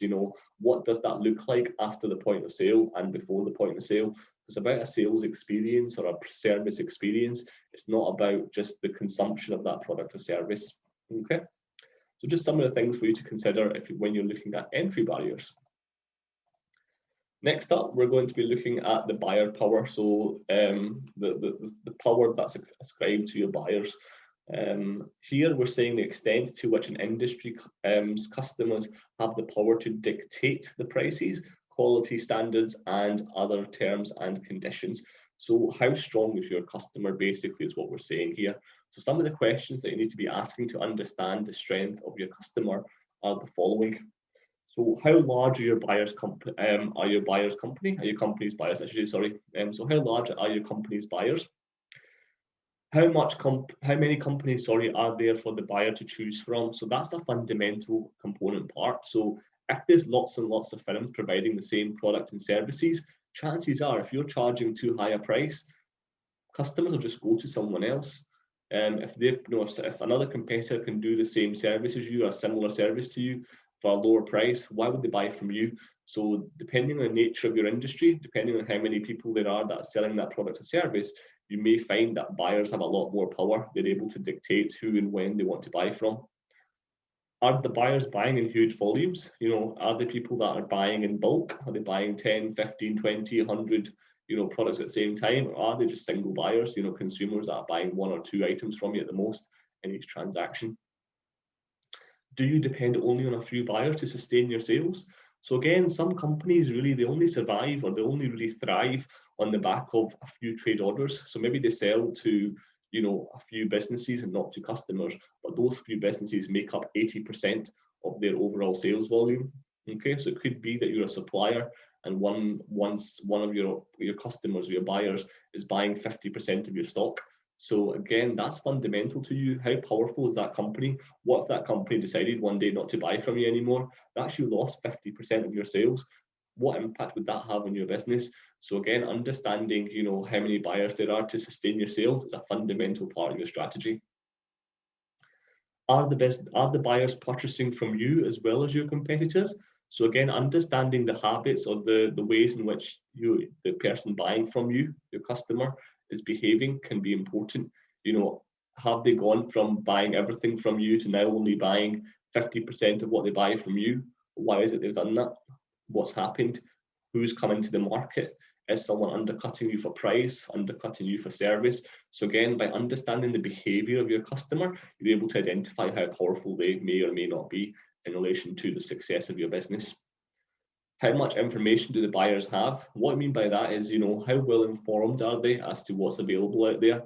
It could be there's other companies out there doing what you do, but because they're not very good at marketing, or they're not very good at getting their name out there, they're not very well known. So people are still buying with you because you're the established brand, you're the one that everyone knows about, but there is perhaps new competition entering that no one knows about yet, but could be a threat for you. So again, it's about how much information is available to your buyers around what's out there. And finally, is this a purchase which is dependent on quality for your buyer? So again, what does your buyer value? Are they looking for quality of product or service? Are they looking at price? Are they looking at the whole experience in terms of customer service, sales? What is it that your buyer values? That's important, understanding the power of the buyer. Okay. Next up, we're looking at suppliers and supplier power. So we've considered customers and we've considered buyers. What about the suppliers, the ones that actually supply us with the raw materials? So the degree to which the supplier to an industry has the power to dictate prices, quality and other terms and conditions. So, you know, if our supplier is able to have more control or more sway over us, that will dictate to a large degree what we can and cannot do. So again, what do we need to be considering when it comes to supplier power? So do your suppliers serve multiple industries? You know, does that total industry revenue amount for only a small portion of the supplier's total revenue? Again, what we mean by that is if you're just, in your eyes, that supplier might be fundamental to getting you the products, but if you only make up, I don't know, 0.1% of their total sales, then really they might not care about you too much. Whereas if you make up 10% of their sales, then you're probably a big deal to them, okay? So the size and the nature of your supplier would have an impact on that relationship. So if you're that 0.1% customer of theirs, do they really care if they lose you? Maybe not. Whereas if you're buying 10% of everything they produce, they'll probably care about you a lot more. They want to make sure they keep you happy. So supplier power can be dictated by the size of their market share. Do you have a high switching cost to use another supplier? So again, what is the cost to you to move suppliers? So it may be that your current supplier, you've been using them for 10 years, you're on very favorable terms, you know, they offer you discounts, etc., etc. But what would to happen if you were to change suppliers? What if your supplier goes bust? What if they don't survive COVID or the coronavirus crisis and all of a sudden they don't exist anymore? You know, they've gone under. What will be the cost to you moving to a new supplier? You know, how much more expensive will your goods and services become? We found that already with Brexit. As a result of Brexit, some companies no longer deal with the UK, particularly European companies. So the cost of supply into some companies in the UK has gone up. And realistically, that's probably going to be passed to the customer. So it's about understanding, you know, what power the supplier has to be able to chop and change the relationships.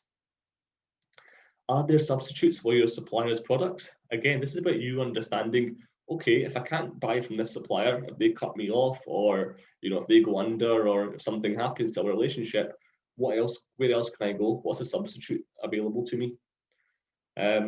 Do suppliers have capacity to enter your business? Now, this is a risky one because this is where you identify, hold on a minute, what if my supplier recognizes that they can do what I do? What if they take over my business? I don't mean buy your business, I mean they take over what you do. So they recognize that, hold on a minute, we're selling these goods to that business. All they're doing is putting them together and selling them on for a profit. Why don't we do that ourselves? So that's called supply chain integration. Sometimes that happens when suppliers understand or see that there's a benefit to them of maybe doing something a little bit more themselves and then realizing additional value, they'll do that. So again, what's the risk of that happening? That's something you need to assess as part of your strategy. And finally, what is the value of the product or service provided by the supplier? So, you know, how valuable is their input into your product offering or your service offering? You know, are they a key partner on your business model canvas? Or if they're not a key partner, then maybe you don't need to worry about them too much. Okay, maybe they're not that big a risk to your business. Okay, so that's basically supplier power. Next up, we look at substitutes. So for substitutes, what we're really saying is goods and services that serve a similar function. So you might be thinking, well, what does that really mean? So it's a couple of things that you need to consider as part of that. Stuff around price, quality, and how many close best substitutes are available. So that can be contingent upon things that carry out the same function as products and services. Okay, so what are perhaps other things that are available to the customer or to the buyer that is similar to your product? So the same function, same service. Dissimilar items that fulfill the same psychological need. So these are products that might not actually be exactly the same, but they deliver the same value to the customer. Okay, so for example, if you sell wooden dining tables, does your customer care if it's wood or if it's made out of marble or stone? You know, so it's about understanding, you know, as long as the customer's needs are met, they don't really care about the nature of the product, perhaps. Okay, so items that aren't exactly the same, you know, they're not made of the same material, but they deliver the same value. So that's what we mean by dissimilar items that fulfill the same psychological need. Items that compete for the same spending power. So what I mean by that is perhaps you provide a kind of an extra good or service that isn't compulsory, it's just a nice to have. You know, people that have higher disposable income might be likely to buy your product because it's just an extra, it's an additional product. Who else can do that? Who else can provide another product which, again, isn't compulsory, isn't necessary, but people with high disposable incomes may wish to consume? So this is usually quite common for stuff like services. On a night out, people might want to spend money on what they're consuming. Similar products will be able to compete against each other for that spending power. Okay, customers might not necessarily care who they buy from, just as long as they're able to consume it. That's all that matters to them. And doing without, so that what I mean by that is, can customers do without your product? And if the answer to that is yes, then you've got a problem. Okay, so you want to try and mitigate that problem. How substitutable is your product? Couple of things that you need to be aware of when thinking of substitution of products. The dangers posed if substitute offers better value for money. Okay, so if the substitute product available for your product or service gives better value for money, then you have a problem. Okay, you need to try and mitigate that problem as quick as possible. You need to try and find ways in which you can overcome that. Okay, so for example, plastic and cardboard cartons have now mostly replaced glass bottles for most drinks. When you go to the shops, to buy your favorite fizzy drink, or to buy, even milk. Milk nowadays comes in cartons or plastic bottles. Whereas if you go back 15, 20 years, it was the opposite. People used to buy glass bottles of milk. So glass bottles have been very much replaced. They've been substituted by plastic and cardboard cartons. Okay, that's just one example. Moderated by switching costs. So this is important. How expensive is it to switch? So yes, there might be lots of substitutes available for your products, but if they're all fairly more expensive, then people probably aren't going to switch. I mean, customers, we have to assume, are rational. They want to spend as little as possible, as long as they're getting the quality of service or good they want. So it's all about saying what are the switching costs. Similarly, if switching costs are lower and it doesn't cost, the customer to switch to another product, then it's a bit of a risk for your business, because if it's easy for them to switch, you need to make sure you're keeping them on board, keeping them happy. And finally, collective action. So this is basically where perhaps something's happened. Your business had some negative press, or the industry itself is facing turmoil, or something's happened, which means that customers act as a group. Losing one customer is maybe sustainable, but if you lose a group of customers, that's a problem. So maybe you've had some negative press, and all of a sudden, none of the businesses that used to buy from you want to buy from you anymore because they don't want to be seen doing business with you. That collective action of them substituting to a different supplier or a different seller, that can be a big problem for your business. That could fundamentally result in your business going under. So collective action can be a very, very big issue for a company. So trying to mitigate the impact of collective action is something that is important to your strategic decision making. And again, that's not something you should wait until something bad has happened. You should always have contingency plans for that. How are we going to respond if there's some negative publicity about our business? How are we going to respond if something bad happens? How are we going to keep our customers on side? So strategizing for that is very, very important. And finally, all that comes together in the middle component, which is the intensity of rivalry among existing competitors. So how does the supplier power, the buyer power, the threat of substitution, and the threat of new entrants all come together to impact the rivalry between existing competitors? So these are the kind of questions you want to be asking in this window. How many close competitors are there in that industry area? What are the sizes of those close competitors? What is the current industry growth rate? How high are those exit barriers? Does your competition have higher committed fixed costs, and therefore they have to operate even at a loss? That sometimes is true. There's lots of businesses, AO.com, I don't know if anyone's heard of them, appliancesonline.com. Up until almost a year ago, they were operating at a loss. So they were selling electronic products online. When I say electronic, I mean large electricals, fridges, washing machines, etc. And they were actually selling them at a loss because they wanted to get an established foothold in the market. They wanted to be seen as the go-to company. So they were willing to sustain losses for a good few years before they started making a profit. How extensively do your direct competitors advertise? Each competitor aims to serve different needs in market segments. So it's about understanding the price, product, service, and features.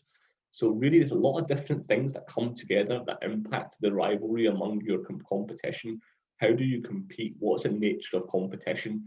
Third point down, which I didn't mention earlier on, what is the industry structure? Is it fragmented, consolidated, oligopoly, monopoly? These are all important factors for you to consider. So basically, it's about understanding how all of those four forces that we discussed come together to shape the environment, to shape the nature of competition in your industry area. Okay. So again, I get to try and bring that to life for you. I've got an example, and if we look here, again, coming back to the fast food marketplace, some of these companies, they compete for the same market share. I mean, yes, there are people that maybe prefer McDonald's or prefer Burger King or prefer KFC, Pizza Hut, Subway, but this is a very, very competitive landscape. These companies are directly competing against each other for a share of the market. Thankfully, the market's big enough that they're all able to survive at the very least. Some of them thrive as well, as we've seen. You know, the companies have got big because they've continued to thrive. But this is a very, very intense competitive rivalry among these companies. You'd argue that, you know, if KFC or Burger King didn't exist, McDonald's would probably charge higher prices. They'd be able to get away with it because, you know, the direct substitutes for McDonald's didn't exist in the marketplace. Same with Pizza Hut. Until Domino's started to become bigger or Papa John's started to grow in size, Pizza Hut very much were, you know, in a monopolistic position. They had the largest share of the market, and they were very much able to dictate prices until these organizations started to grow. And Subway, a very, very recent kind of introduction to the franchise model, also started to change. You know, they've started to have a different value proposition for them. It's about trying to make fast food healthier. Now, how healthy Subway are is questionable, but, you know, they've started bringing in the concept of, you know, you get to choose what goes onto your salt. So it's not just about healthy eating, it's also about you choosing what goes in your sandwich. So they've tried to kind of change the value proposition. That's what value they think they add beyond what McDonald's, KFC, Burger King, or Pizza Hut can do. Okay. So again, bringing that all together, I'm going to skip the exercise again in the interest of time, but if you're reviewing this online or you're reviewing this after the lecture today, I would encourage you to take a couple of minutes to think about an industry that you know well and try to understand, you know, what are some of these component parts. Maybe you want to use the fast food industry, maybe choose a company, you know, choose McDonald's, choose Burger King, and then try to understand what would be the threats to that to your chosen company, okay, from new entrants, from the bargaining power of buyers and customers, bargaining power of suppliers, and the threat of substitutes, and how do they all come together to impact the industry rivalry. Okay. Right, we're almost there. I've got one last tool I want to cover with you before we finish up this morning. So the next one we're going to look at is stakeholder analysis. So what do we mean by stakeholder analysis? So first of all, what is a stakeholder? A stakeholder is any person, group, or organization who can be positively or negatively impacted by or cause an impact of both positive or negative on the actions or activities proposed. Again, a fairly loaded definition, but basically any individual that can impact the business either positively or negatively, or be impacted by a business either positively or negatively. Okay, so they are a stakeholder of the business. What is the aim of stakeholder analysis? So basically, we want to be able to identify those stakeholders and assess how likely they are to be impacted by the issue that we're trying to resolve, by the activity we're undertaking, or by a project that we're proposing. Okay, so one of the fundamental elements of decision making is understanding what's the impact of that decision on a certain stakeholder group. The goal of stakeholder analysis, really to try and develop cooperation between the stakeholders. We want to find a solution that allows stakeholders to stay on our side. The last thing we want to do is upset a group of stakeholders, because that can be fundamental, you know, to the success of our chosen strategy. So we want to try and make sure we can come up with a way in which we keep our stakeholders happy, which ultimately should result in a successful outcome for our chosen activity or issue or project. Okay. So that's why stakeholder analysis is important. Some theoretical perspectives I've taken here from Bruga and Warbolski 22,000 paper. I've got I think the full reference again is in your course outline. I try to choose articles that are already on your course description. But basically, they understand stakeholder analysis as a way in which we generate knowledge about the relevant actors so that we can understand their behavior, their intentions, their interrelations, agendas, and interests, okay, and how that could impact the decision-making process. So really, we want to understand what makes our stakeholders tick. Why is it they're interested in our business? What is it that we can do to help them to ensure that we realize success with our strategy? Now, this information can then be used to develop the strategies, and we can use these to manage our stakeholders going forward.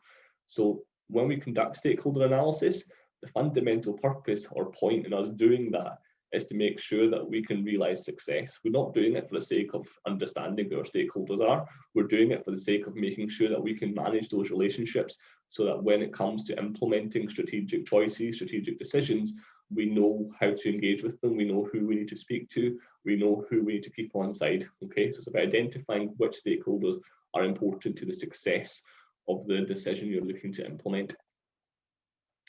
So some examples of stakeholder groups. Now, we have spoke about these already a little bit, so I'm not going to spend too long, but this is a little bit more of an exhausted list of whose potential stakeholders can be. So in the middle, you've got the biggest group, your employees, your managers, and your shareholders. These tend to be the ones everyone identifies, okay, everyone knows about them, everyone knows that they're important in any company. But around the outside, you've got other ones, some of them more obvious, some of them less obvious.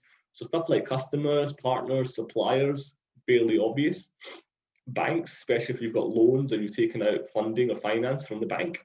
The media and the press, local communities, NGOs, pressure groups, policymakers, local authorities, trade unions, regulators or government standard agencies. You've got pressure groups. So these are all different stakeholders that are and can be important depending on what you're looking to do or what you're trying to achieve, okay? You may not have to engage with every single stakeholder group. Realistically, you probably always have to engage employees, managers, and shareholders. They're fundamental to the success of your business. But the ones in red on the outside, they're less likely to be involved every single time, but they are important because depending on what you're looking to achieve, what you're looking to implement, what you're looking to do in your strategic decision making, you may well have to make sure you keep them on side. And the next question then is, how do you do that? So there's two things you need to keep in mind. Number one is the attitudes. So what do you mean by attitudes? How likely are they to be supportive, indifferent, or opposed to what you're looking to achieve? Okay, so what is their attitude towards the suggested strategic change or strategic decision you're trying to make? And finally, what is their influence? So how do they play a role in the success of your strategic choice or decision? Are they a decision maker? Are they someone that would need to support your decision? So if you're a manager looking to implement a strategy, who do you need to get buy-in from? You know, the board of directors, maybe the shareholders. So they would be decision makers. Policy makers, so are they government? Do you need the government to be on side to support your idea? You know, do you need the government to approve it from a regulatory perspective? So policy makers can be important. And access gatekeepers. Now, what do you mean by access gatekeepers? Are those people that need to approve this idea in order for it to move to the next stage. So access gatekeepers are quite important because they're there for a reason. They're there to try and protect some part of the business. They're there to try and make sure that, you know, business doesn't get exploited, etc. So if you're trying to make a decision or trying to make a change that impacts across a few different business functions or areas, you may come across what's called a gatekeeper. So a gatekeeper is someone who's responsible for that functional area. So for example, the head of marketing, you know, the head of sales, if you've got a strategy that you're trying to implement that brings, you know, different parts of marketing and sales together, you may have to convince those gatekeepers why it's important and why, you know, they need to be on side to support your decision. And basically, we need to understand whether or not those stakeholders are interested or not interested. So that comes back to their attitude, or whether or not they're supportive or opposing, and that comes to their influence.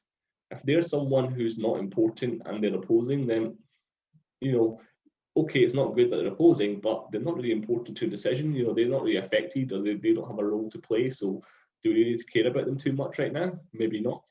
Whereas if they're someone who's fundamentally important, maybe they're group of shareholders, the ones that actually hold stocks in the business. Do we need to get them on side? Do we need to get them supportive? Yes, we do. So how do we do that? Okay, so it's how do you influence people to agree with your strategy or to support your strategy?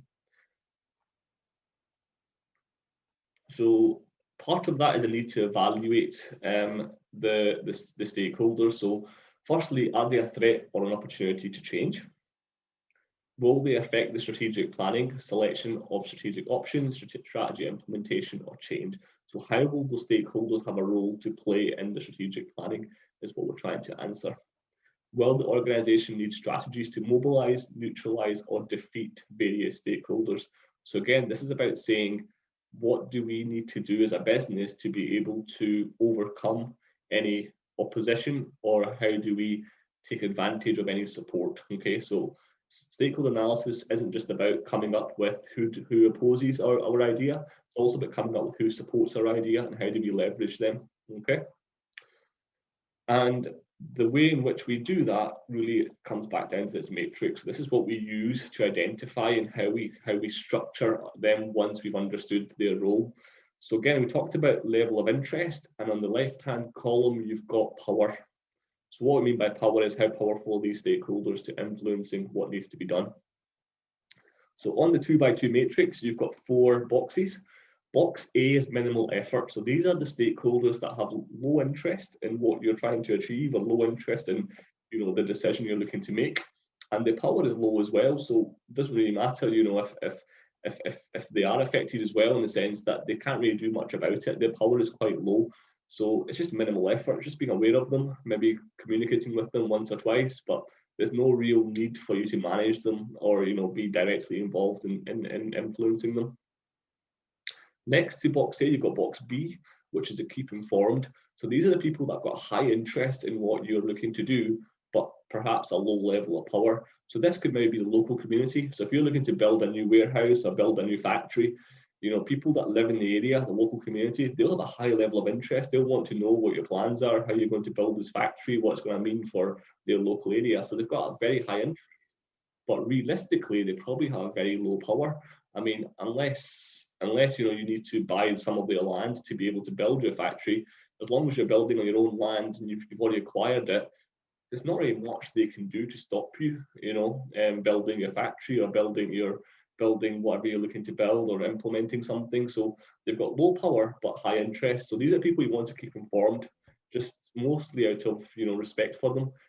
Make sure that they're kept up to date with any changes to the plans in terms of maybe the size of the factory, maybe the impact of the factory in terms of how long it's going to take to build, etc. So these are just people you want to keep informed. On the bottom row, you've got box C. Now, box C is the people that you want to keep satisfied. These are the people that maybe don't have many levels of interest in what you're looking to do. Maybe they're too busy, they don't really care about what you're doing, but their power is very, very high. So this can be people like shareholders. Now, shareholders tend to be people that are only concerned with making money. They want to be able to make a profit on their shareholding. They want to make dividends. They want to be able to sell the share on maybe for a higher price in the future. So their level of interest in a change management program you're looking to implement might not be very high, but their power is very high because they could potentially impact your decision. They could influence the board of directors to say, no, we don't want you to be doing this, or we don't think your company's choosing the right policy or choosing the right direction. So these are people you want to keep satisfied. You want to make sure that you can show them that what you're doing is in their best interests, because they've got high power on what you're doing. And finally, you've got box D, which are your key players. These are the ones that are both high interest and also high power. So this could be people like employees. If you're looking to implement a big change management program that involves maybe the way in which you work, maybe you're changing the technology, so now it's all going to be digital. Employees will have a high level of interest because it's changing what they do on a day-to-day basis. And they also have high power because if they refuse to adopt the technology, then what do you do? Okay, so it's about understanding how do you keep them A, informed, and B, on side. They would be the key players in that particular project. But that's just one project. There's many different projects, so the stakeholders can change depending on the nature of what the project is, or depending on the nature of what the decision is you're looking to make. Okay, so The interest power grid is one way in which we then map out our stakeholders to understand how do we engage with them at different stages of a project and why they may or may not be important to the success of a strategic decision. Okay, right, so that very much is the end of today's session. So we've looked at, just to recap, we have looked at strategic decision making. We've looked at a definition for strategy. We've looked at the 3 horizons, short, medium and long term. We have also then started looking at some of the strategy tools. So we had the business model canvas, we had SWOT analysis, PESTLE analysis, Porter's 5 forces, and finally stakeholder analysis. Next week, we're going to look at more tools, and I'll try and structure them around Horizons 2 and Horizons 3. So that's what we'll be coming back for next week. So hopefully you enjoyed today's session. If anyone has any questions, do let us know either through the chat function or by dropping us an email. So thank you to everyone that attended today, and hopefully those that are watching online, you're able to learn as well in due course. So I'm just going to pause the recording. Thank you very much, everyone.